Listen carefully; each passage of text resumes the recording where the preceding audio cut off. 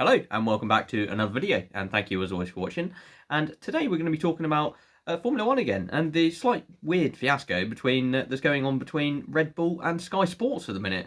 So not sure if you've heard, but obviously Red Bull have decided they don't want to speak to Sky Sports at all anymore after various comments have been made over the last few weeks about various things actually.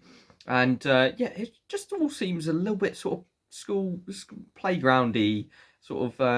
I don't know. It seems a little bit weird because essentially they both need each other.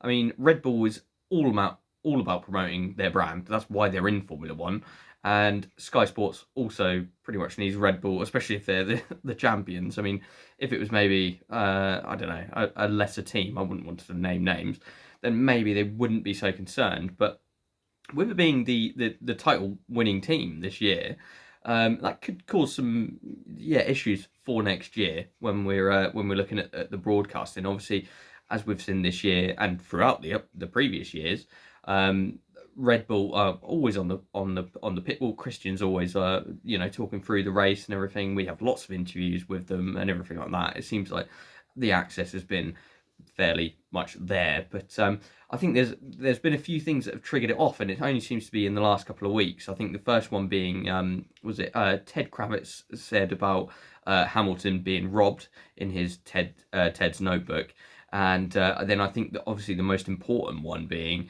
I'm not sure if you've seen the interview with Christian Horner where he's basically just sat there like this with his microphone. I mean, to be fair, he does a fairly good job, but Sky Sports are just absolutely ripping him to pieces, question after question, and they do not relent. And I think I can't remember, it was definitely Crofty, and then I think it was Simon as well, but I can't remember exactly. But Sky Sports were ripping him to pieces, and so Red Bull have now decided they don't want to talk to Sky Sports, and that could have pretty much huge implications for both of them, really. I mean, Sky Sports, as the main broadcaster pretty much across the world, they need the championship winning team to be able to have a conversation with them, on a at races, basically.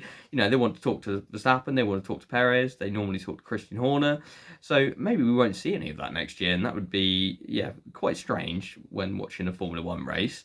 And we're just going to have to wait and see what happens with that. I don't think it's just, like I said, I don't think it's in anyone's best interests for that to happen. And it seems just very, very petty. I can kind of see where Red Bull are coming from, because I mean that interview was brutal, but it's because they broke the rules and then won the championship, or the drivers' championship anyway.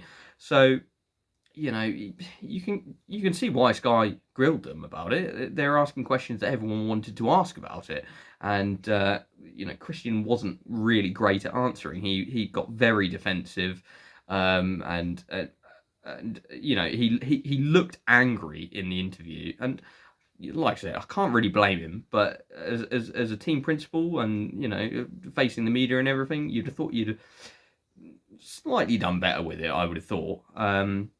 I don't know in exactly which way, but certainly you don't sit there looking like a grumpy child, basically, who's just been told off by their grandparents or something.